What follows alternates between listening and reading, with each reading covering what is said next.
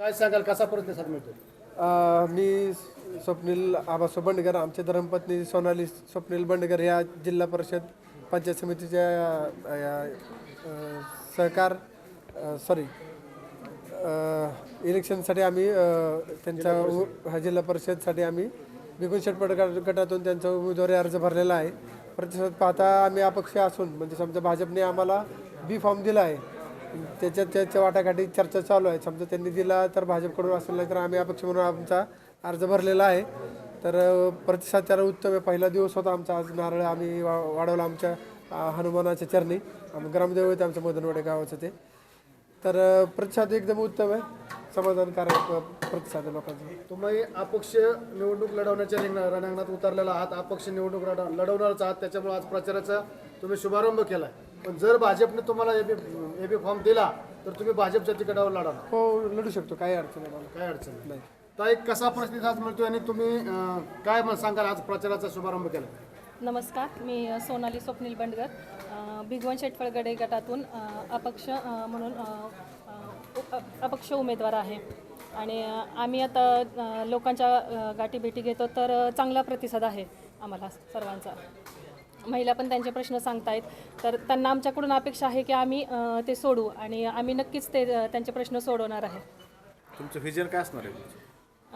महिलांसाठी रोजगार मिळवून देणे, तसंच आता ज्या जिल्हा परिषद शाळा आहेत तर त्याच्यामध्ये अजून म्हणजे गावाकडच्या लोकांना असं शहरी थोडंसं शिक्षणाचं अट्रॅक्शन असतं, तर मग त्याच सुविधा आपण इथं जिल्हा परिषद शाळेमध्ये देऊन म्हणजे मुलांना पण अभ्यासाची गोडी निर्माण होईल असं आपण काम करणार आहे.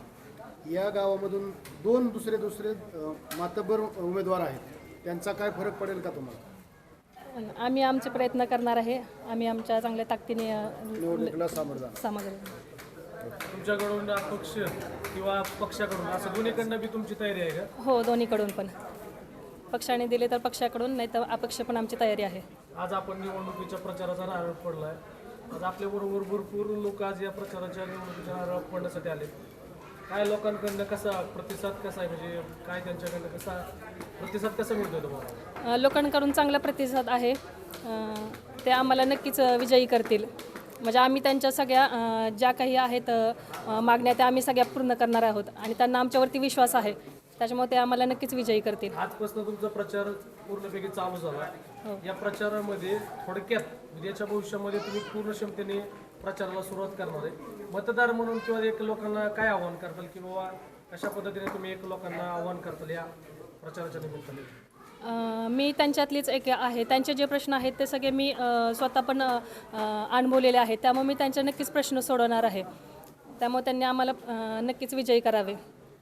भारतीय जनता पार्टी आणि राष्ट्रवादीचे कार्यकर्ते असतील, नेते असतील, या भिगवण गावामध्ये अशी चर्चा आहे शहरामध्ये की स्वप्नील दादा जर निवडणुकीला सामोरं गेलं तर आम्ही असं उघड नाही पण आंतून स्वप्नील दादाचंच काम करणं. याचा तुम्हाला कसं वाटतं, फायदा होईल याचा? नाही, याचा नक्कीच फायदा होईल, कारण की आम्ही माणसात मिसळलेले लोक आहोत सगळे. म्हणजे मी असेल, माझे भावंड असेल, माझे मित्र असतील, चुलते आजोबा असतील, आम्ही सगळ्यांनी पहिल्यापासून समाजकार्य भरपूर केलेलं आहे. लोकांशी आम्ही जुळलेलो आहे, आमची नाळ जुळलेली त्यांच्याशी.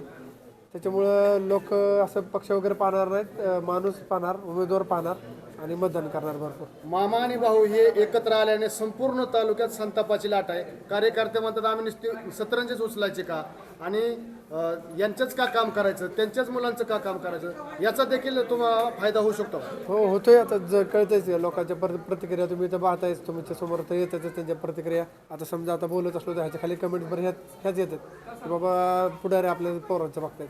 आता सर्वसामान्य उमेदवारी दिली तर एवढा दबाव येतो का नाही, बोलायची सोय नाही. आता तुम्ही मला सांगा की वरिष्ठ पातळीवरून तुम्हाला या फॉर्म काढण्यासाठी काय दबाव आलाय का? येतोय, पण आता काय चालायचं, एवढं इलेक्शन म्हणलं की चालणारच की. आता तुम्ही निवडणूक लढवणार हे त्रिवार सत्य? 100% निवडणुकीला सामोरं आपण मतदान करून विजय करून त्यांच्याकडून कामाची अपेक्षा ठेवली होती. काही तुमची त्यांच्या अपेक्षा पूर्ण झाल्या म्हणजे करू शकत नाहीत म्हणा. ते त्यांचं त्यांना लेकरा बाळांचं पडलंय.